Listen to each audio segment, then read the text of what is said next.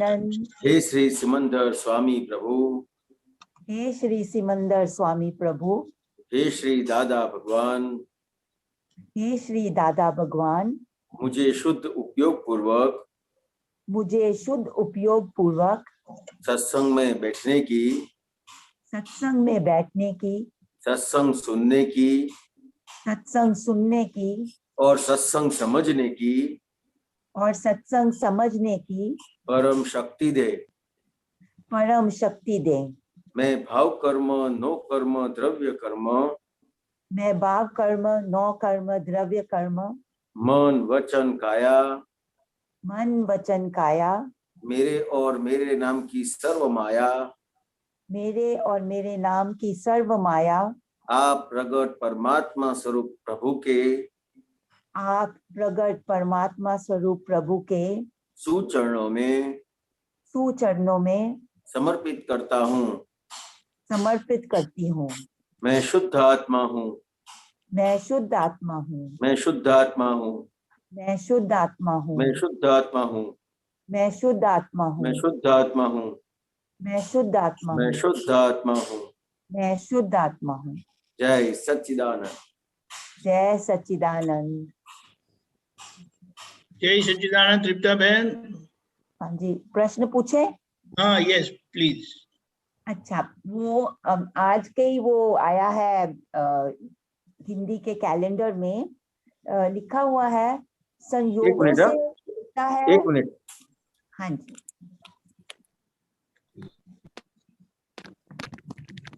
हाँ जी, बोलिए। संयोगों से होता है वह प्रारब्ध, और संयोगों के बिना है वह पुरुषार्थ। ये समझना था। संयोग के साथ आया है वो प्रारब्ध। हाँ जी। और संयोगों के बिना है वो पुरुषार्थ है। बराबर है। तो के संयोग के साथ आया है मतलब क्या है? तो ये जो अपनी तीसरी आज्ञा है वो कौन सी आज्ञा है? हाँ जी, तृप्ता जी, अब जो तीसरी आज्ञा है वो कौन सी आज्ञा है? व्यवस्थित शक्ति सब करता है। नहीं, पूरा जिस तरह से दिया है उस तरह से बोलने का। जगत नियंता व्यवस्थित शक्ति।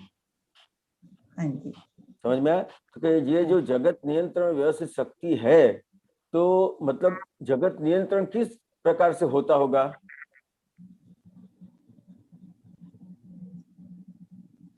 जगत नियंत्रण प्रारब्ध की वजह से, तो के संजोगों की वजह से।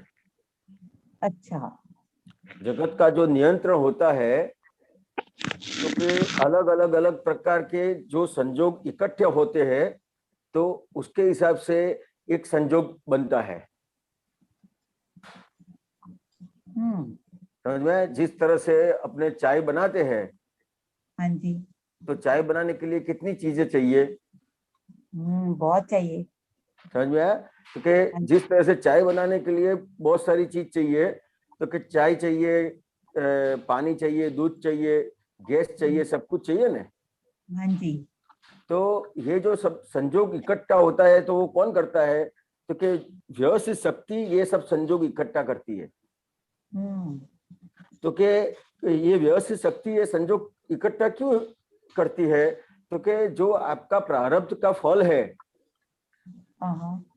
तो कि आपका प्रारब्ध का फल जो है वो आपको देने का है, तो ये व्यवस्थित शक्ति सब संजोग इकट्ठा करती है।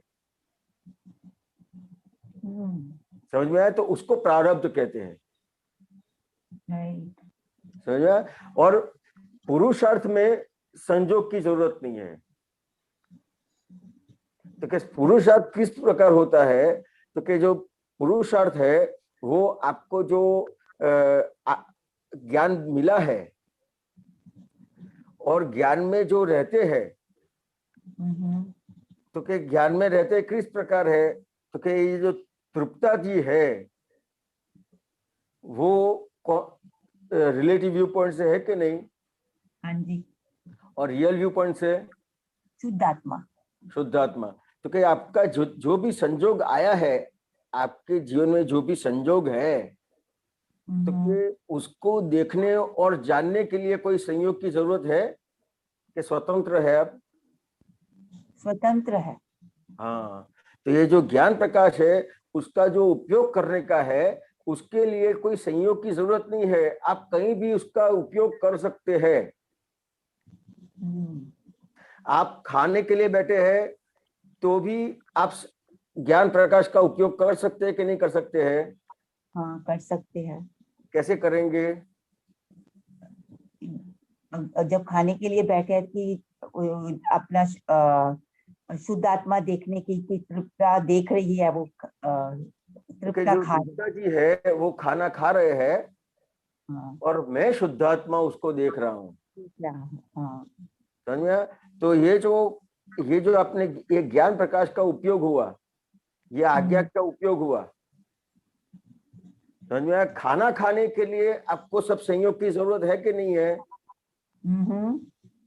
कि भाई आपके पास खाना आएगा तो कितने संयोग इकट्ठा होता है तब आपको खाना मिलता है। हाँ जी। तो ये जो आपको खाना मिला है उसको प्रारब्ध कर्म कहते हैं, कि सब संयोग के इकट्ठे होने के हिसाब से आपको ये प्रारब्ध कर्म का फल मिला, खाना मिला। हाँ जी। समझ में? लेकिन ये जो आप जो खाना खा रहे हैं उसमें आपका पुरुषार्थ कौन सा है?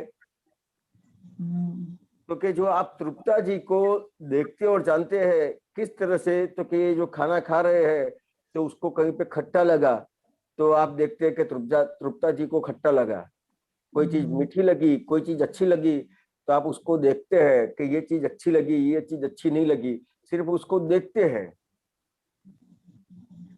समझ में? तो ये जो देखते हैं और जानते हैं वो आपने ज्ञान प्रकाश का उपयोग किया, उसको पुरुषार्थ कहते हैं। आज्ञा का जो उपयोग किया उसको पुरुषार्थ कहते हैं। खाना मिला वो प्रारब्ध कर्म के हिसाब से मिला, और खाना खाने वाले को देखने और जानने वाले आप हुए, और खाना किस प्रकार आया, व्यवस्थित शक्ति ने इकट्ठा किया। तो पहली आज्ञा कौन सी? तो कि तृप्ता जी खा रहे हैं, तृप्ता जी को खाना मिला। दूसरी आज्ञा कौन सी? तो कि खाना खाने वाले को देखते और जानते हैं, वो दूसरी आज्ञा। मैं शुद्धात्मा हूं। तीसरी आज्ञा कौन सी? तो कि ये जो खाना इकट्ठा किसने किया? व्यवस्थित शक्ति। व्यवस्थित शक्ति ने। समझ में आया? तो ये जो व्यवस्थित शक्ति जो कर रही है वो संयोग के हिसाब से हो रहा है, और व्यवस्थित शक्ति को देखने और जानने वाले आप हुए, उसको पुरुषार्थ कहते हैं। समझ में आया तृप्ता जी? हाँ, तो फिर ये हर एक अवस्था में बस यही देखना है कि क्या संयोग है और क्या पुरुषार्थ है। संयोग है वो प्रारब्ध कर्म है, लेकिन किसका प्रारब्ध कर्म? तृप्ता का ही। हाँ, कि जो प्रारब्ध कर्म है तृप्ता जी का है, और पुरुषार्थ है वो अपने को जो ज्ञान प्रकाश मिला है उसका उपयोग है। हाँ। तृप्ता जी समझ में आ गया? हाँ जी, समझ में आ गया। तो फिर हर एक संयोग में हमको फिर यही देखना है कि हम कैसे पुरुषार्थ करते हैं कि अपने को अलग रखने के लिए कि ये संयोग है और मैं शुद्ध आत्मा हूँ, वो देख रही हूँ। हाँ, कोई भी ये जो आपका उसमें कौन से संयोग आते हैं? तो कि मन का संयोग, मन का संयोग, मन में जो विचार आते हैं, समझ में आया? तो ये मन का संयोग हुआ। फिर वाणी का संयोग, जो आप बोलते हैं, समझ में आया? ये जो तृप्ता जी है वो काया का ये संयोग, तो तृप्ता जी को कुछ खाना खाया तो अच्छा लगा, अच्छा नहीं लगा, तृप्ता जी को ठंडी लगी, तृप्ता जी को गर्मी लगी, तृप्ता जी को कुछ दुख हुआ, समझ में आया? तो ये मन को भी देखा, मन में जो विचार आते हैं वो मन को देखा, वाणी से जो बोलते हैं उसको भी देखा, और काया में जो भी अनुभव होता है उसको भी देखा और जाना, वो पुरुषार्थ। और प्रारब्ध कर्म है वो मन में जो विचार आए, वाणी से जो आपने बोला और काया से हुआ, वो प्रारब्ध कर्म है। तो फिर इसको एक स्टेप और आगे लेके जाना होए तो अगर कुछ गलत विचार आए, गलत बोला जाए, तो फिर उसका प्रतिक्रमण करने का। गलत बोला जाए और गलत विचार आए तो किसको आता है? तृप्ता को आ रहा। तृप्त, और तो प्रतिक्रमण कौन करेगा? तृप्ता ही करेगी। हाँ, तो अपने को करवाने का है, करवाने का है। हाँ, समझ में है? हाँ जी। कि तृप्ता जी को कहने का है कि भी ये जो विचार, गलत विचार आए या तो ये वाणी से गलत बोला गया, उसका आलोचना, प्रतिक्रमण, प्रत्याख्यान कर लो। समझ में? तो फिर every step of the way you know कि एकदम चेतन, अलर्ट रहना। हाँ, ये आप एक एक प्रयोग करेंगे ना, तो अभी जो ये जो आपने प्रारब्ध कर्म की बात हुई, तो कि ये जितने भी संयोग आते हैं और संयोग के हिसाब से प्रारब्ध कर्म का फल जो आ रहा है, तो अभी तक कैसा था? तो कि मैं हिरेन हूँ, मेरा नाम ही हिरेन है, इस तरह से आप, मैं ही तृप्ता जी हूँ, मेरा नाम तृप्ता है, वो एक था। तो उसके हिसाब से क्या होता था? तो कि ये जो भी प्रारब्ध कर्म है, संयोगों के हिसाब से जो भी प्रारब्ध कर्म आते हैं, वो मुझे हो रहे थे, मुझे हो रहा है, ऐसा होता था।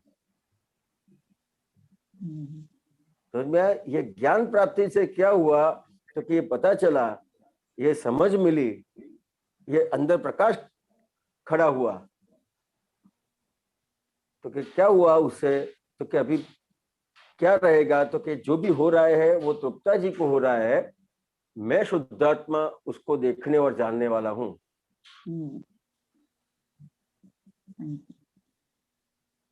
समझ आ गया। जय सच्चिदानंद।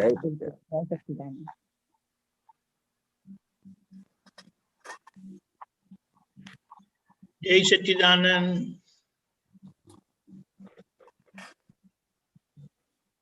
डॉक्टर कश्यप जी। सभी को जय सच्चिदानंद। दीपक आनंद जी जय सच्चिदानंद। जय सच्चिदानंद। हाँ जी, मुझे ये पूछना है इसमें, ये दिव्य देशना भाग 1 सूत्र 344।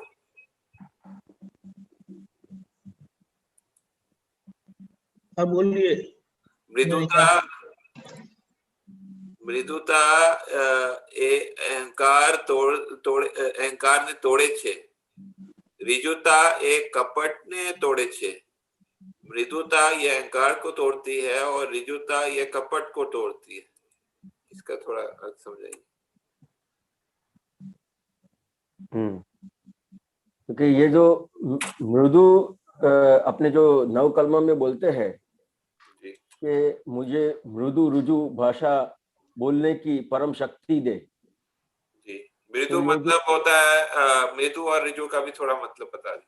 हाँ, तो कि ये जो अपनी जो वाणी है, तो उसमें जो अहंकार वाली वाणी कैसी होती है?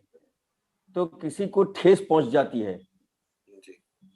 समझ में आया? तो कि जो अहंकार वाली जो वाणी है, उससे किसी को ठेस पहुंचती है, तो उसमें कैसा होता है? तो कि ये जो अहंकार अपना जो खड़ा होता है, अहंकार होता है, लेकिन अहंकार में अपनी जो क्षमा हुआ अहंकार है, वो शांत अहंकार है, उसके हिसाब से जो वाणी निकलेगी, तो उसमें मृदुता, ये मृदुता होगी। मतलब उसमें एग्जैक्ट ये मृदु का मतलब तो मेरे को पता नहीं है, लेकिन हाँ, सॉफ्ट, ये कोमल। हाँ, ये जो आपकी वाणी होगी, तो जो अहंकार, शांत अहंकार होगा, तो कैसी वाणी निकलेगी? तो कि ये सॉफ्ट वाणी निकलेगी। समझ में आया? और ये आपकी वाणी से ये जो सामने वाला है उसको असर कितनी पहुंचेगी, तो लगभग पहुंचती नहीं है या तो बहुत नॉर्मल रहेगा, क्योंकि आपकी वाणी में जो अहंकार है वो शांत अहंकार है। अगर वो अहंकार खड़ा होके आपकी वाणी निकलेगी तो कैसी वाणी निकलेगी, कि हार्ड वाणी निकलेगी, सामने वाले को असर पहुंचे ऐसी वाणी निकलेगी। कश्यप जी समझ में आया? मतलब जो अहंकार मतलब डिस्चार्ज का चार्जिंग वाला नहीं है, वो उसकी बात करते हैं ये अहंकार। हाँ, वैसे आपने ज्ञान लिया, वैसे आपने जो ज्ञान लिया तो अहंकार चार्जिंग वाला नहीं रहा, लेकिन जो डिस्चार्ज अहंकार है वो भी कैसा होता है, तो कि ये जैसे कोई शेर है, मरा हुआ पड़ा है, समझ में आया, लेकिन अपन उसके सामने जाते हैं तो जैसे उसकी मूंछ है वो हिलेगी, तो आपको क्या लगेगा कि ये अभी मरा नहीं है, ये जिंदा है। समझ में आया? उसी तरह अभी अपना अहंकार है वो डिस्चार्ज वाला भाग में है, लेकिन अभी जो डिस्चार्ज वाले भाग में भी अपना जो ज्ञान का जो व्यवहार है, 5 आज्ञा का जो व्यवहार है, वो 5 आज्ञा का व्यवहार कम पड़ता है, उसके हिसाब से जैसे जिंदा हो अहंकार उस तरह से अपना व्यवहार बनता है। तो उसके हिसाब से जो अहंकार सहित वाणी होती है ना, तो सामने वाले को ठेस पहुंच जाती है।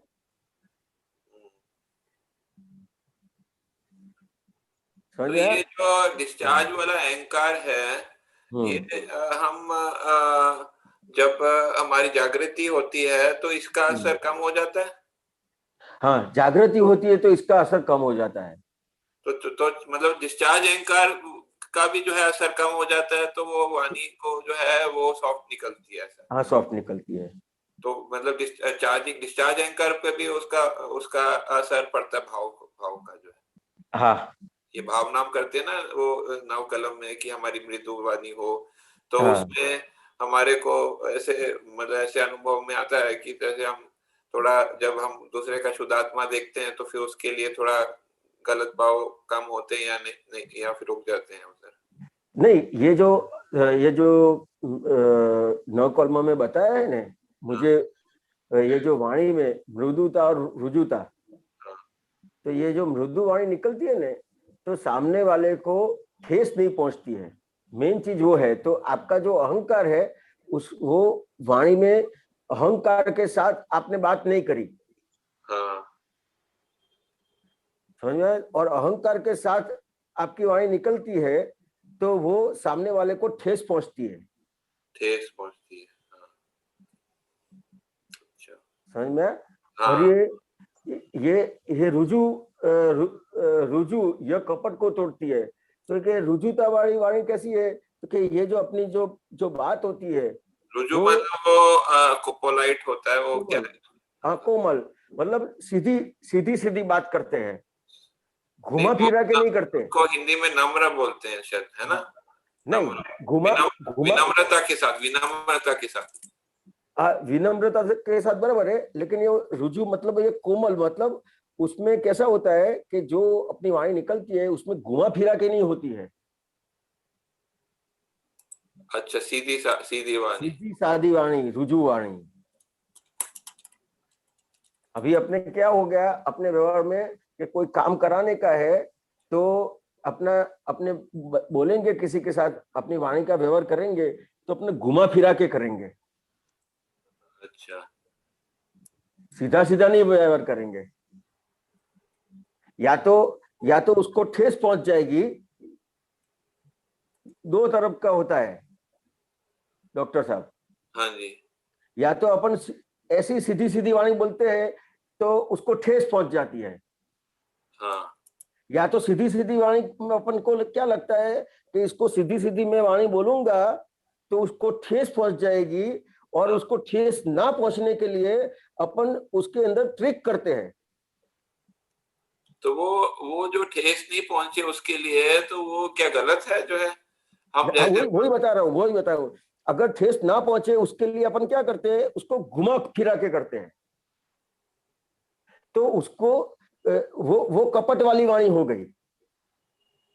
अच्छा, तो अपन दादा भगवान से प्रार्थना करते हैं कि ये मेरी जो वाणी है, मेरा जो वाणी का व्यवहार है, उसमें मृदुता वाली वाणी और रुजुता वाणी, तो किसी को अपन अपने को जो भी है जो सीधा सीधा कहने का है, उसमें ऐसी कोमलता होवे और ऐसी सीधी सीधी वाणी होवे कि उसको कहीं पे ठेस भी ना पहुंचे और मेरा कपट का भी व्यवहार ना बने। अच्छा, मतलब जैसे अगर हमको किसी को बताना है कि आपका उनका जो है मतलब कोई रिश्तेदार मर गया है जो है, ठीक है, हम जो है थोड़ा सा अभी थोड़ा सा उसको पहले मतलब बिठाएंगे, थोड़ा बोलेंगे कि कैसे हो, ठीक है, तो ये सब बोलेंगे ना, थोड़ा सा उसको वो बात नहीं है। हाँ। ये जो कपट करते हैं ना, या उसको बताना है कि आपका कोई नुकसान हुआ है, तो उसको नहीं, थोड़ा पहले दूसरी बात करेंगे और फिर उसके बाद जो है वो हम उसको तो उस बात पे लाएंगे। सीधा नहीं आके बोलते हैं कि भाई जी आपका ये हो गया, नुकसान हो गया, ये हो गया, उसको पहले दूसरी बात करते हैं। तो ये गलत है क्या कि सही है, बताइए? नहीं, ऐसा नहीं।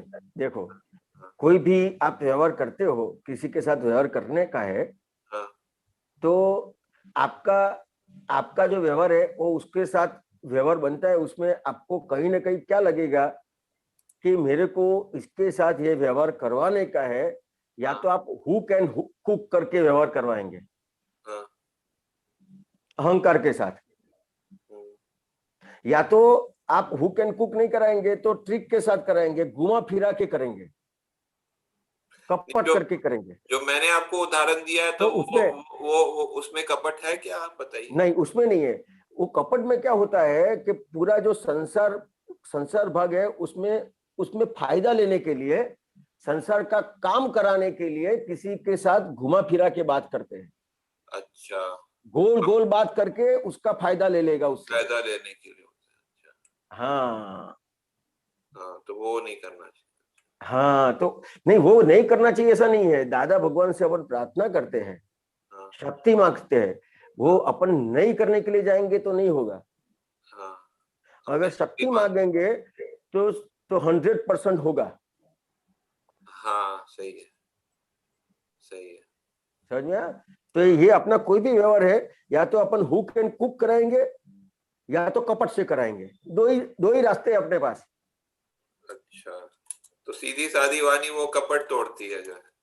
हाँ, तो ये जो अपन प्रार्थना करते हैं, तो उसके हिसाब से क्या होता है कि अपना अहंकार भी नॉर्मल हो जाता है, और अपना जो ममता का भाग है, कपट का भाग है, वो भी खड़ा नहीं होता है। समझ आया, ठीक है, ये समझ में आया। आगे मैं एक और पूछ सकता हूँ जी? हाँ जी, बोलिए। ये भक्ति जो है, इसका मैंने अर्थ देखा था, वो भक्ति और विभक्ति भी क्या उससे वो संबंधित है कि नहीं है? विभक्ति उसमें लिखा हो जुदा पड़ू ते विभाजन विभाग आश्रा वाली लगनी वफादारी भजन करवू ए प्रेम आदर स्तुति स्तवन। तो इसमें ये भक्ति मतलब क्या, थोड़ा मेरे को और समझना है। ये भक्ति किसको कहते हैं वो समझावे। हाँ जी, तो क्या भक्ति किसको कहते हैं? तो कि ये अपन पहले कैसे भक्ति करते थे?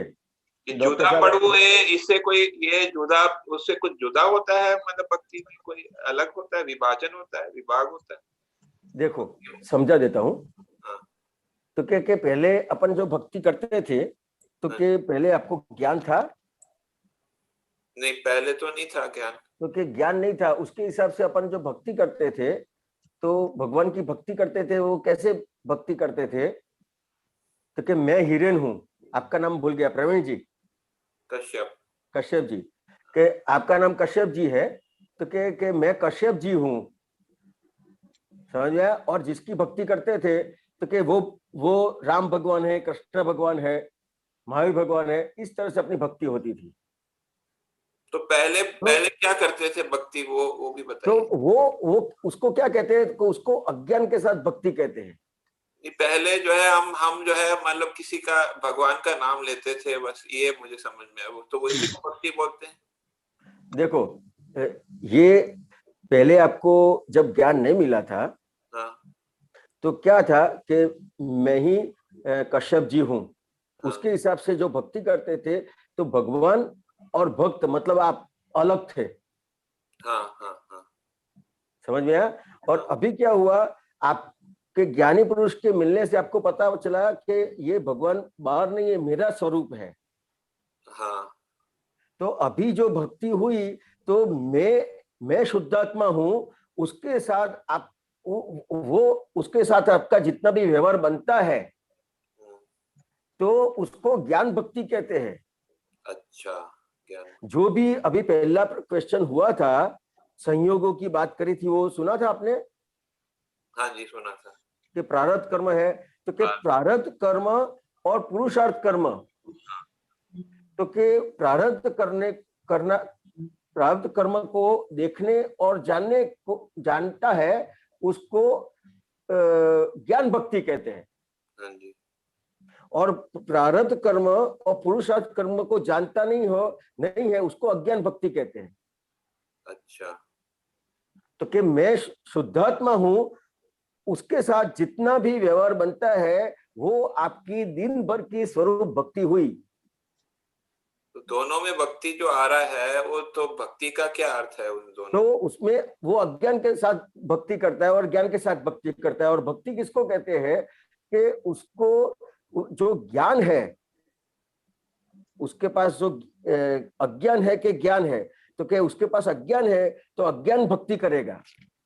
भक्ति का मतलब ये बोल सकते हैं कि स्तुति करना नहीं। अज्ञान की भक्ति मतलब क्या, तो कि मैं कश्यप जी हूं, वो जो दिन भर रहता है और उसके साथ जो व्यवहार करता है पूरा दिन भर का, वो अज्ञान भक्ति। हाँ, तो ज्ञान में हम मतलब आपने खुद की जो है स्तुति करते हैं, ऐसा है? हाँ, और मैं शुद्धात्मा हूं, तो वो ज्ञान भक्ति हो गई। हाँ, तो स्तुति तो होती है ना, अपने उसमें खुद के भगवान की स्तुति होती है ना स्तुति। अब वो उसमें क्या होगा, अज्ञान भक्ति से क्या होगा, तो कि जो अच्छा व्यवहार करते हैं उसमें आपको पुण्य का भाग बन पड़ेगा। अच्छा। और बुरा व्यवहार करते हैं उसमें पाप का बंध पड़ेगा। अच्छा, समझे। और ज्ञान भक्ति से क्या होगा, तो कि आपको पुण्य का, जो अच्छा व्यवहार करते हैं कि गलत व्यवहार करते हैं, दोनों में से आप ज्ञान भक्ति से दोनों से मुक्त होते हैं। समझ गया। तो मैं जहां तक समझाऊं, मैं बता रहा हूँ कि वो स्तुति करते हैं ज्ञान भक्ति में, हम जो है अलग रह के स्तुति करते हैं, अलग समझ के स्तुति करते हैं। उसमें जो है हम अपने भगवान की बाहर वाले भगवान बाहर स्तुति करते हैं, अभी इसमें हम अंदर स्तुति करते हैं अपने खुद के भगवान। हाँ। और दूसरी बात, ये जो व्यवहार में अपन जो भक्ति करते हैं, वो व्यवहार में बराबर है, अपन भजन करते हैं, स्तुति करते, प्रार्थना करते हैं, तो व्यवहार में ये कहते हैं। लेकिन सही मायने में भक्ति किसको कहते हैं, वो बात ये है। जो ये लिखा है जुदा पढ़ू थे, उसका मीनिंग में लिखा हुआ है विभाजन, वो मतलब ज्ञान भक्ति के बात हाँ। समझ गए। ठीक है। तो मैं ये फिर आगे पूछूंगा अगर और कोई क्वेश्चन नहीं होंगे। ठीक है, आपने समझाया, धन्यवाद। जय सच्चिदानंद।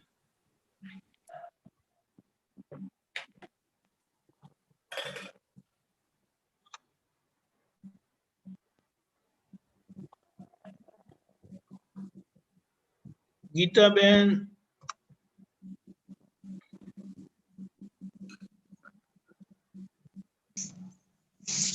जय सच्चिदानंद स्वामी जी। जय सच्चिदानंद। स्वामी जी, दादाजी ने एक शीतलेशा और तेजलेशा की बात करी थी। शीतलेशा और तेजलेशा।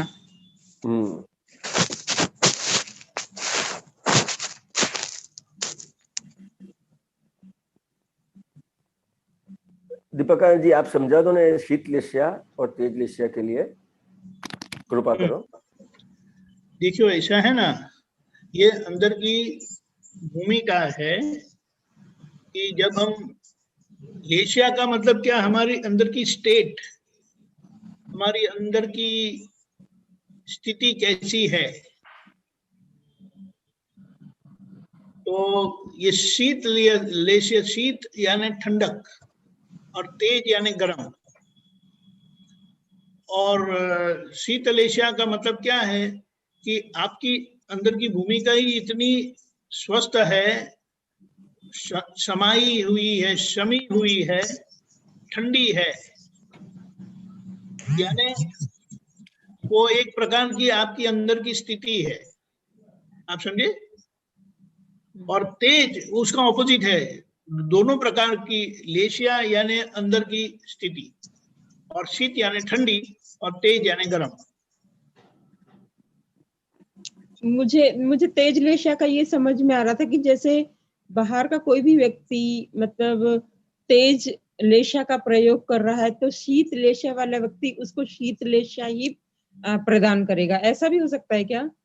ऐसा जरूरी नहीं है, शीत लेशिया वाला होगा तो, हाँ होगा तो उसकी कोई असर नहीं हो सकती है फिर। हाँ होगा तो फिर भी ऐसा बताया कि महावीर भगवान के ऊपर जो गोशालक ने जो लेशिया का प्रयोग किया था, भगवान तो शीत लेशिया वाले थे, फिर भी उनको खून पड़ा था, उनको उसका इलाज करना पड़ा था। शीत लेशिया वाले को उनका विनाश नहीं कर सकते, इसलिए भगवान को कुछ हुआ नहीं। हाँ। वे जीवित रहे, लेकिन फिर भी उसकी असर तो हुई थी उनको। वो जो आशय था, गोशालक जी का जो आशय था वो पूरा नहीं हुआ था, वो पूरा नहीं हुआ था, ये बात है। हाँ आप समझे? हाँ हाँ हाँ ठीक है, समझे। ऐसा है। हाँ, और नहीं है क्या कोई? रेशम जी को पूछो, पूछेंगी, रेशम जी को बोलो। तृप्ता बहन, रेशम जी ने हाथ नहीं खड़ा किया ना, वो कहाँ है पता नहीं, दिखाई नहीं दिया मुझे। कहीं तो होंगी, देखो। हाँ वो है, अभी उनको एक प्रश्न पूछा है तृप्ता जी ने, तो पहले हाँ ले लो। जय सच्चिदानंद। जय सच्चिदानंद स्वामी जी। अभी ये जो गीता जी ने पूछा ना, ये बंद करने की, गेट बंद करते हैं। शीत लेशा का जो, तो ऐसे हो सकता है कि हम कभी हमारी प्रकृति शीत लेशा में होती है और कभी तेज में होती है, कभी हम किसी की बात सहन कर लेते हैं तो कुछ बोलते नहीं, तो हमारी दोनों तरह की लेशा हमारे में हो सकती, एक इंसान में हो सकती है।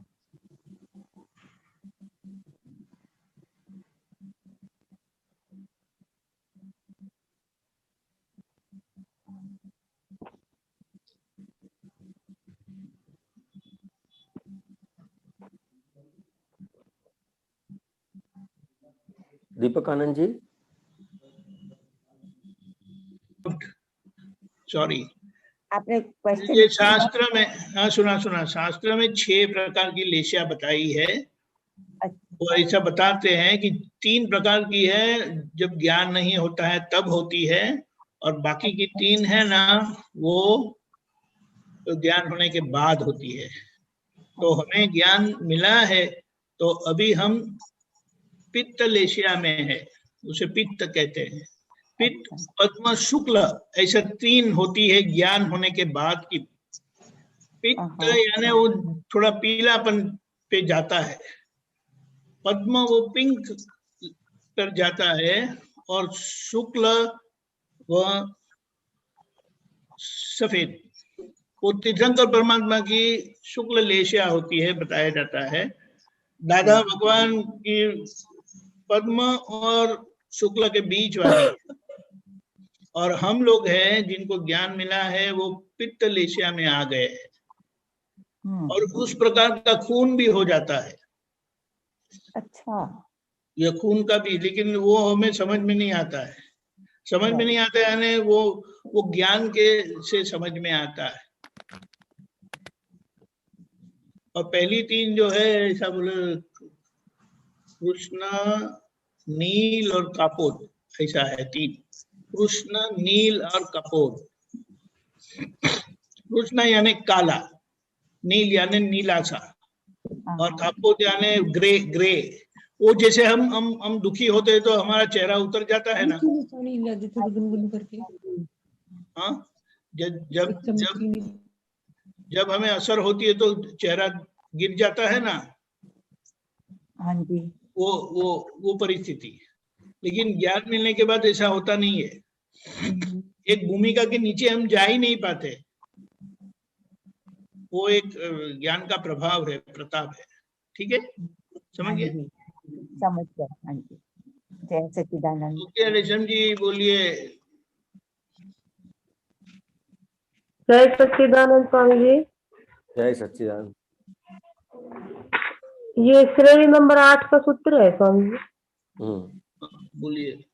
236वां नंबर।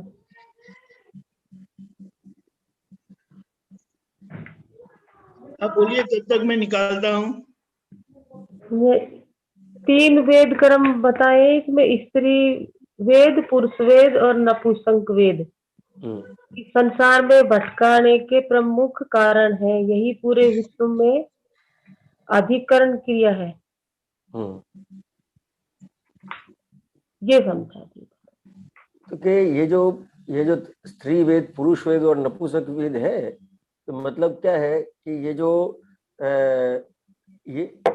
जो वेद है, तो स्त्री मतलब ये जो कपट और मोह जिसके अंदर होता है, तो ये बढ़ जाता है जिसके अंदर, तो जो पुद्गल मिलता है वो स्त्री पुद्गल मिलता है।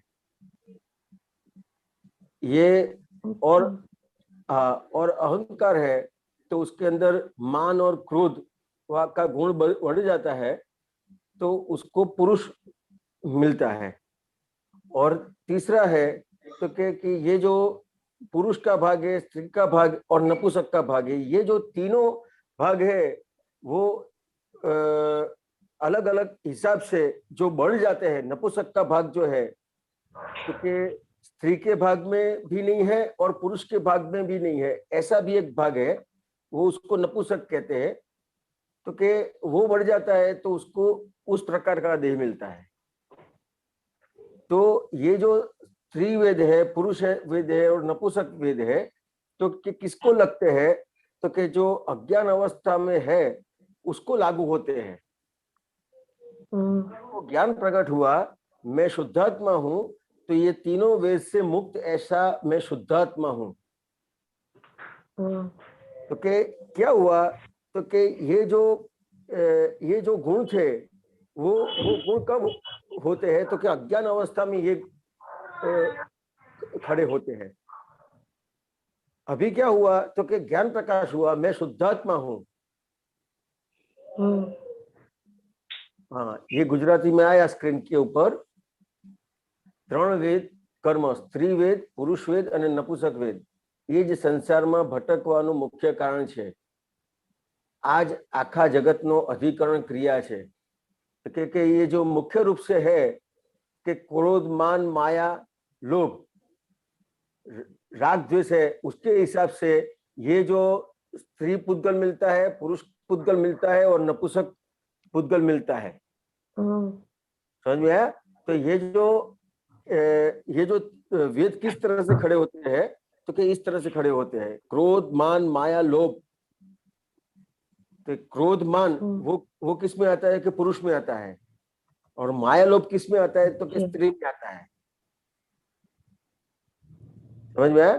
तो कि ये जो वेद है, तो जहां तक ये क्रोध, मान, माया, लोभ है, वहां तक ये जो पुद्गल का भाग है वो कहीं ना कहीं पुरुष पुद्गल मिलता है, स्त्री पुद्गल मिलता है। तो कि संसार में कहीं ना कहीं वो भटकता रहता है। समझ में आया? तो कि ये जो 4 कर्म है, क्रोध, मान, माया, लोभ, कषाय है, वहां तक ये जन्म मरण चालू है। ये कषाय से मुक्त होता है तो जन्म मरण से फिर वो मुक्त हो जाता है। संसार में जो भटकने का मुख्य कारण जो बताया वो ये 4 कषाय है। अच्छा। समझ में? हाँ। और लेकिन ये 4 कषाय किस हिसाब से खड़े हो रहते हैं? तो कि अज्ञान के हिसाब से। जहां तक अज्ञान है वहां तक क्रोध, मान, माया, लोभ खड़े रहते हैं। अज्ञान चला जाता है तो क्रोध, मान, माया, लोभ खड़े नहीं रहते हैं। तो ये स्त्री, पुरुष और नपुंसक से मुक्त हो जाता है। स्वपद में आने से। रेशम जी समझ में आया? हाँ, आ गया समझ। हाँ, तो कि मुख्य, लेकिन मुख्य क्या है?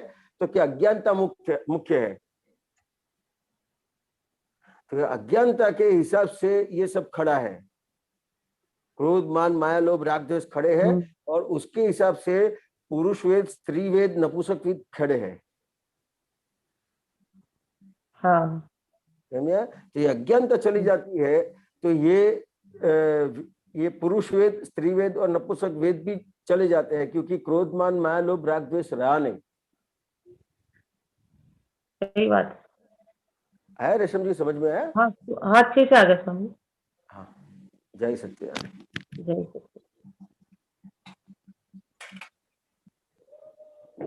जय सच्चिदानंद। जय सच्चिदानंद।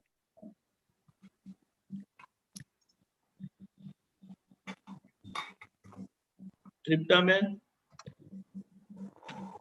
अभी आप बता रहे हो कि अभी हम स्त्री होने के बावजूद भी अभी भी हमें माया और लोभ तो अभी भी है। तो अभी ज्ञान मिला है तभी भी हम देखते हैं सर्कमस्टेंसेस में, तो स्त्री के जो गुण है हमारे में अभी भी है। लेकिन ये है आपने किस तरह से कैसे बताया? जैसे कुछ पैसे के मामले में, खर्चा करने में, ये सब में तो होता है ना हमको। लेकिन पहले ये पता चलता था? नहीं, पहले पता तो नहीं, इतना नहीं चलता था। अभी तो पता चलता है। अभी कैसे पता चलता है? क्योंकि ऐसे जब हम करते हैं तो वो ज्ञान खड़ा हो जाता है कि अंदर से तो ये तो जो ज्ञान खड़ा होता है, तो जब ज्ञान खड़ा रहता है तो फिर अज्ञानता खड़ी रहेगी? नहीं रहेगी। तो अज्ञानता किसे कहते हैं? कि मुझे लोभ हुआ, मुझे क्रोध हुआ, मुझे मान हुआ, मुझे माया हुई, तो वहां तो पता ही नहीं चलता है कि क्रोध, मान, माया, लोभ हो रहे हैं। वहां तो पता ही नहीं चलता है। तो क्यों पता चलता है? कि आपको ज्ञान प्रकाश खुला हुआ। ये ज्ञान प्रकाश खुला हुआ, उसके हिसाब से क्या हुआ? तो कि ये जो माया है, जो मेरा मेरा करते हैं और लोभ करते हैं, इकट्ठा करने का करते हैं, समझ में? वो किसका भाग हुआ? वो तृप्ता का। हाँ, शुद्धात्मा का नहीं, तृप्ता का। समझ में आया? तो कि ये जो तृप्ता का जो ये भाग है वो आप देखने और जानने वाले हुए। तो अभी कैसा हो रहा है? तो जैसे आपके घर के ऊपर पानी की टंकी है कि नहीं? टेरेस के ऊपर। हाँ जी। पानी की टंकी है, उसमें आपने कई टाइम से साफ नहीं की है, तो पानी सही होगा कि गलत होगा, गंदा होगा? गंदा हो जाएगा, मडी वाटर। अच्छा नहीं होगा ने? हाँ, बराबर। अभी आपने पानी चालू किया, अच्छा पानी नीचे से आपने चालू किया, तो जब आप वो चकली चालू करेंगे, क्या कहते हैं उसको, नल चालू करेंगे। हाँ जी। तो नल में से जो पानी आएगा वो कैसा आएगा? गंदा आएगा। गंदा आएगा। तो ये आप क्या कहेंगे कि भाई पानी गंदा, नीचे से गंदा आ रहा है, कि नीचे से गंदा आ रहा है कि पहले गंदा निकल रहा है और अच्छा आ रहा है? पहले गंदा निकल रहा है फिर अच्छा आएगा। उसी तरह से अपने को अभी ये ज्ञान प्रकाश हुआ तो ये अच्छा पानी अंदर टंकी में गिर रहा है, लेकिन जब आप नल चालू करेंगे तो ये जो गंदा पानी आ रहा है तो आपको ये लगेगा कि अभी मेरे में अच्छा ही नहीं है। नहीं, ये गंदा पानी निकल रहा है, पानी अभी ऊपर सब सही हो रहा है, अच्छा हो रहा है पानी, समझे? तो ये टंकी साफ हो रही है, टंकी खाली हो रही है, गंदा पानी निकल रहा है, उसको अपन ज्ञान प्रकाश से देखने और जानने वाले हो गए। हाँ जी, हाँ जी। अभी मैं आपको अपना बता रही हूँ ना कि ऐसे कि हमारे हस्बैंड बोल रहे थे कि किसी को ना ऐसे इतने पैसे हम दे देते हैं ऐसे, तो मैंने कहा क्यों देने की जरूरत है, उसको चाहिए नहीं, उसने मांगे तो है नहीं, तो अपने आप ऐसे क्या। तो मेरे मन में अभी तभी मेरे को लग रहा था कि ये मेरी लोभ की गांठ थी, तो फिर कि हमको क्या देने की जरूरत है। फिर अभी बाद में फिर मैंने सोचा, तभी तो मेरे मन में आया कि मैं तो शुद्ध आत्मा हूँ, मैं ये क्यों सोच रही हूँ, व्यवस्थित होएगा, देने का होएगा तो देने दो, उसके नसीब में, हमको मेरे को क्यों बुरा बनने की जरूरत है। फिर बाद में मेरे को ऐसे ख्याल भी आया, तभी मैं ये बोल रही हूँ। नहीं, ऐसा नहीं है। तो जो अपन जो बोल रहे हैं तो उसमें क्या समझने का है कि जो अपन जो बात कर रहे हैं तो ये व्यवहार है। अच्छा, समझ में? तो व्यवहार में कैसा होता है कि पूछने का होता है। अच्छा, व्यवहार किसको कहते हैं? अगर आप पूछते हो तो व्यवहार कहते हैं, अगर आप पूछते नहीं हो और ऐसा कहते हो ये करने का ये नहीं करने का, तो वो व्यवहार नहीं बनता है। अच्छा, समझ में? तो वहां पे आपने व्यवहार की जगह पे ये ऐसा होना ही चाहिए, ऐसा दृढ़ किया, तो वहां पे कषाय का भाग खड़ा होता है। तो वहां पे क्रोध, मान, माया, लोभ, राग, द्वेष खड़े होते हैं। कहाँ पे? जहां पे व्यवहार नहीं बनता। जहां पे व्यवहार नहीं बनता वहां पे क्रोध, मान, माया, लोभ खड़े होते हैं। और व्यवहार कब नहीं बनता? जब आप क्वेश्चन नहीं करते हैं। तुप्ता जी समझ में आया? व्यवहार कब बनेगा? व्यवहार कब बनेगा कि जब आप क्वेश्चन करते हैं कि भाई ये पैसा देने का है, लेकिन क्यों देने का है? अच्छा, तो व्यवहार हो गया, कषाय नहीं रहा, क्रोध, मान, माया, लोभ, राग, द्वेष खड़े नहीं हुए। अच्छा, समझ में आया? तो अभी अगर मैंने बोला कि क्यों देने का है, तो उसमें क्रोध, मान, माया, लोभ नहीं खड़े हो गए। हाँ हाँ, और क्यों नहीं देने का वो किस तरह से पूछने का है? व्यवहार से पूछने का है। क्यों नहीं, क्यों देने का है किस तरह से पूछने का, कि भाई कौन सी बात है उसके हिसाब से अपने को देने का है। अच्छा, अच्छा, हाँ, समझ में आया? मैंने पूछा था। हाँ, तो वो व्यवहार हो गया। अच्छा, और अपन बोलेंगे कि क्यों देने का है, नहीं देना चाहिए, ऐसे इस तरह से क्यों पूछेंगे, तो ये क्रोध, मान, माया, लोभ खड़े हो गए। हाँ, अच्छा, समझ में आया? तो ये क्रोध, मान, माया, लोभ, राग, द्वेष कहाँ पे है उसको भी समझना पड़ेगा। तो इसको यहाँ पे भी व्यवहार परफेक्ट करने का है कि अगर आपने दृढ़ता से उसको पूछा कि क्यों देने का है, नहीं देने का, तो वहां पे तृप्ता जी का क्रोध, मान, माया, लोभ देखने का है, वहां पे देखने का है। और आपने क्वेश्चन किया कि भाई ये क्यों देने का है, कौन से हिसाब से देने का है, और आपने क्वेश्चन किया तो बताएंगे कि नहीं बताएंगे? हाँ, बताएंगे। ये ऐसे ऐसे ऐसे हिसाब से ये पैसा देने का है, तो व्यवहार परफेक्ट हो गया ने? कहीं पे भी राग द्वेष खड़ा हुआ नहीं? वहाँ वो ही हुआ, मैंने पूछा तो फिर हमने बात हुई तो फिर उन्होंने नहीं दिया, बात खत्म हो गई। पर मेरे को बाद में ऐसे विचार आया, नहीं, वो आपने बात खत्म क्यों हो गई, जवाब क्यों नहीं दिया उन्होंने, कि आपने जो क्वेश्चन किया वो नहीं देने के लिए क्वेश्चन किया। समझ में आया कि क्यों देने का है? ये जो दृढ़ता के साथ आपने पूछा तो सामने वाले को पता चल जाता है कि ये जिस तरह से इसने क्वेश्चन किया वो दृढ़ता के साथ है। ये क्रोध, मान, माया, ये कषाय के व्यवहार के साथ क्वेश्चन है, उसको असर होती है उसकी। अच्छा, समझ में आया? तो सामने वाले को असर होगी तो वो जवाब नहीं देगा। और आप व्यवहार से करेंगे, आपका व्यवहार परफेक्ट करेंगे, तृप्ता जी से आप व्यवहार परफेक्ट कराएंगे कि व्यवहार, तृप्ता जी व्यवहार परफेक्ट कैसे होगा? तो किसी को कहीं पे रोकेंगे तो व्यवहार परफेक्ट होगा नहीं। किसी को कुछ करता है तो करने देंगे तो व्यवहार परफेक्ट होगा? नहीं। तो कि करने देने में भी व्यवहार परफेक्ट नहीं होगा, किसी को रोकने भी व्यवहार परफेक्ट नहीं होगा, तो कहां पे व्यवहार परफेक्ट होगा?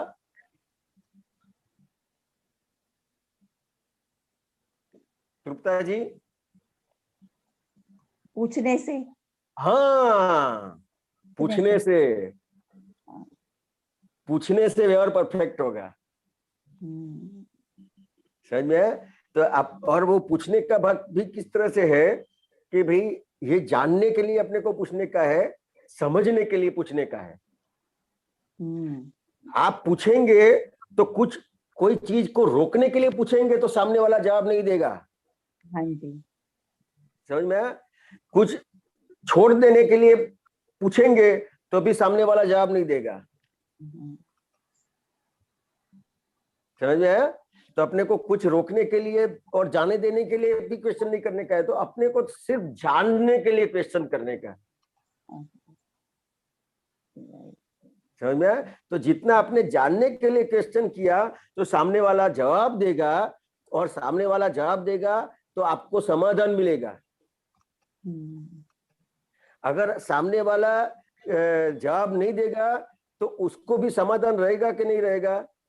सामने वाले को भी समाधान नहीं रहेगा, वो जवाब नहीं दे पाया, वो भी मनोमन कंफ्यूज रहेगा कि उसने, इसने कैसा क्वेश्चन कर दिया, मेरे को जवाब नहीं देने का है, वो भी कंफ्यूज रहेंगे। और आपको भी जवाब नहीं मिला तो आप भी कंफ्यूज रहेंगे। तो फिर व्यवहार परफेक्ट होगा नहीं। तो कि यहाँ क्रोध मान माया लोभ नहीं देखने का है। हमने किस तरह से एप्लीकेशन कर दिया कि मैंने ऐसा किया है तो मेरा लोभ है, बात सही है,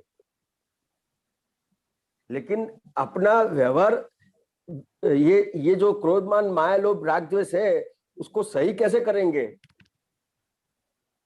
तो कि आपको क्वेश्चन करना पड़ेगा वहां पे। समझ में है? तो ये जो अपन किसी को रोकते हैं वहां पे कषाय है। कोई चीज रोकने के बदले छोड़ दिया कि भाई जाने दो, अपने हमारे को क्या, तो वहां पे भी कषाय है। लेकिन पूछा कि भाई ये क्यों करने का, उसने जवाब दिया, और उसने जवाब दिया और आपको वो जवाब सही नहीं लगेगा तो फिर क्या करने का तृप्ता जी?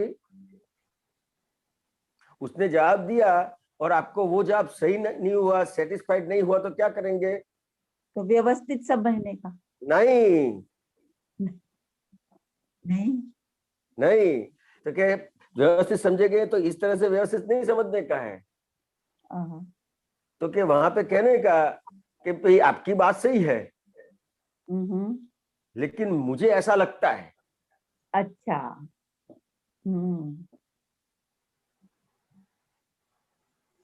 आया समझ में तृप्ता जी? बहुत अभी अच्छी तरह से समझ में आया।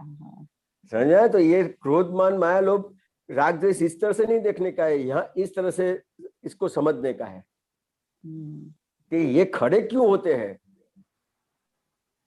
अपने तो व्यवहार ही परफेक्ट, व्यवहार गलत हो जाता है, व्यवहार गलत हो जाता है, उसके हिसाब से जो प्रॉब्लम्स होते हैं वो जो लोभ हुआ था उससे भी बढ़ जाएंगे, और कहाँ चला जाएगा भी पता नहीं चलेगा। एक दूसरे से अनबन हो जाएगी, बोलने का हो जाएगा, एक साथ बैठ नहीं पाएंगे, एक साथ खा नहीं पाएंगे, वहां तक व्यवहार चला जाएगा। तो फिर क्या देखेंगे? क्रोध देखेंगे, मान देखेंगे, माया देखेंगे, लोभ देखेंगे, कुछ नहीं देख पाएंगे। समझ में है? तो कि ये जो व्यवहार, इस तरह से व्यवहार को परफेक्ट करना पड़ेगा। ये व्यवहार आपने परफेक्ट किया, वहां पे आपको जो भी हो रहा है वो आएगा, ऐसा होना चाहिए, नहीं होना चाहिए। समझ में है? लेकिन अपने को ये जो व्यवहार है वो कैसे करने का है? तो कि तृप्ता जी से इस तरह से व्यवहार कराने का है। समझ में है? तो ये जो व्यवहार कराते हैं वो व्यवहार को, कौन सा व्यवहार करते हैं? तो कि ये जो व्यवहार कराया आपने तृप्ता जी को, वो जान के व्यवहार कराया, और जो आपने राग द्वेष के साथ जो व्यवहार करते हैं वो मान के व्यवहार करते हैं। ये ऐसा ही है, ऐसा मान के व्यवहार करते हैं, और क्वेश्चन करके व्यवहार किया उसको जान के व्यवहार किया, ऐसा कहते हैं। तो मानने और जानने में कितना फर्क अंतर रहा? बहुत अंतर है।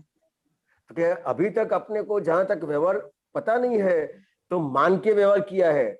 ये मान के व्यवहार किया है ना, उसके हिसाब से ये सारी योनि में भटकना पड़ता है, 84 लाख योनि में भटकना पड़ता है,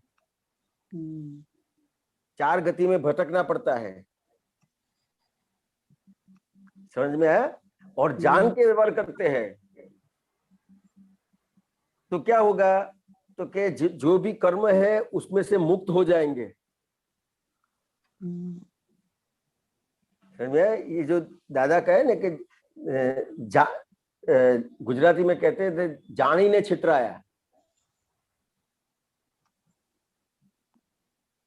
अभी अपन अब मान्यता के हिसाब से, बिलीफ के हिसाब से होते थे, अभी समझ के हिसाब से, ज्ञान प्रकाश के हिसाब से अब अपने को चलने का है। समझ में? तो ये व्यवहार परफेक्ट होगा। तो फिर ये क्रोध मान माया लोभ राग द्वेष का आना ही नहीं होगा। लेकिन सबसे पहले वहां पे व्यवहार परफेक्ट करना पड़ेगा। कि दादा भगवान को किसी ने बोल दिया कि अंबालाल आप चोर है। अब ये जानने का और मानने का व्यवहार आपको बता रहा हूं। तो दादा आपको कोई बोलेंगे कि तृप्ता जी आप चोर है, तो आप क्या करेंगे? गुस्सा हो जाएंगे। गुस्सा हो जाएंगे, या तो उसको उसने 1 गाली दी तो अपने 4 गाली देंगे। समझ में आया? तो दादा भगवान ने क्या किया? तो कि भाई आप मेरे को बोलते हैं चोर है, क्यों बोलते हो? ऐसा क्वेश्चन किया। अच्छा, पूछा। समझ में आया? तो पूछा, उसके हिसाब से उसने बताया कि आपके कोट के पीछे किसी ने स्टिकर लगाया है कि आप चोर है। अच्छा। तो ये स्टिकर निकाल दिया, फिर कोई कहेगा नहीं। तो ये जान के व्यवहार किया कि मान के व्यवहार किया? जान के। हाँ। और अपन जो कोई चोर बोलता है तो मान के व्यवहार करते हैं कि जान के व्यवहार करते हैं? मान के करते। मान के करते हैं। तो मान के करते हैं, उसके हिसाब से ये लोभ खड़ा हो जाता है। मान के करते हैं, उसके लिए हिसाब से क्रोध खड़ा हो जाता है। मान के करते हैं, इसके हिसाब से माया खड़ी हो जाती है। समझ में आया तृप्ता जी? मान के करते हैं, इसके हिसाब से मान खड़ा हो जाता है। जान के करेंगे तो ये क्रोध मान माया लोभ खड़ा नहीं होता है। समझ के, जान के और कुछ नहीं करना है, क्वेश्चन करने का है।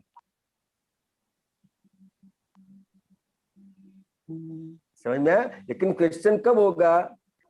तो क्वेश्चन सही कब होगा?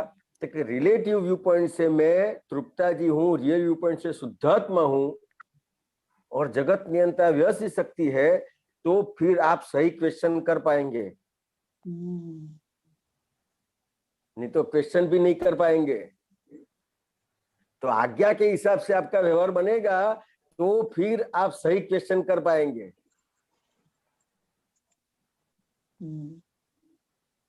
बहुत अच्छा। जय सच्चिदानंद। जय सच्चिदानंद। जल्दी से आखिर का सवाल ले लेते हैं गीता बहन। स्वामी जी मुझे तो कुछ ज्यादा नहीं करना होना, टाइम हो गया आपका।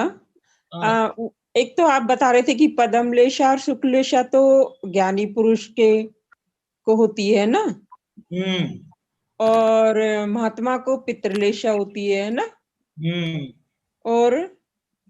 और अज्ञानी को वो 3 बताइए आपने। बस यही है ना? हाँ सही है, सही है। कृष्णा, नील और कापोत ऐसा करके बताया है। हाँ, वो काली, नीली और ग्रे यानी। हाँ, करेक्ट करेक्ट करेक्ट। ठीक जो है। हमें हाँ सही है, वो हमें लागू नहीं पड़ता है, क्योंकि हम वो महसूस भी करते हैं कि इसके अंदर हमारी विचारधारा, हमारी भाव की भूमिका भी बिल्कुल वैसी होती ही नहीं है। और जो एक निश्चित परिणाम होता है, अगर संयोग के दबाव में आते हैं, तो उसका पक्ष नहीं रहता हमारा, वो एक निकल जाता है और अंदर से प्रतिक्रमण होता है कि ये गलत है। ठीक है, ठीक है। जय सच्चिदानंद। जय सच्चिदानंद। समय हो गया है, आप वीरेनाथ जी कोई मंत्र बुलाएं। गीता बहन आप फॉलो करिएगा। नमो वितरागाय, नमो वीतरागाय, नमो अरिहंताणम, नमो अरिहंताणम, नमो सिद्धाणम, नमो सिद्धाणम, नमो आयरियाणम, नमो आयरियाणम, नमो उवज्जायाणम, नमो वज्जायाणम, नमो लोये सव्वसाहुणम, नमो लोये सव्यसाहुणम, ऐसो पंचन मुक्कारो, ऐसो पंचन मुक्कारो, सव्वपावपणासनो, सव्य पावे पणासनो, मंगलाणं च सव्वेसिम, मंगलाणं च सव्येसिम, परमं हवै मंगलम। परमं हवै मंगलम। ओम नमो भगवते वासुदेवाय, ओम नमो भगवते वासुदेवाय, ओम नमः शिवाय, ओम नमः शिवाय। जय सच्चिदानंद। जय सच्चिदानंद, जय सच्चिदानंद, जय जय सच्चिदानंद। सच्चिदानंद, जय सच्चिदानंद। आगे का प्रोग्राम इस तरह से है, 4:30 बजे कीर्तन भक्ति और आरती, रात को 9 बजे वर्ल्ड वाइड सत्संग और एक और अनुभव लेकर प्रस्तुत होंगे। आप जरूर से पधारिएगा। जय सच्चिदानंद। जय सच्चिदानंद। जय जय सच्चिदानंद। सच्चिदानंद। डॉक्टर कश्यप जी, प्रफुल्ल मासी, जय सच्चिदानंद। सच्चिदानंद। गांधी साहब ने जय सच्चिदानंद बताना। चौक्कस। जय सच्चिदानंद। जय सच्चिदानंद। जय सच्चिदानंद। सच्चिदानंद। डॉक्टर प्रवीण जी जय सच्चिदानंद। कमलाकांता बहन जय सच्चिदानंद। जय सच्चिदानंद। जय महात्मा रमेश जी जय सच्चिदानंद।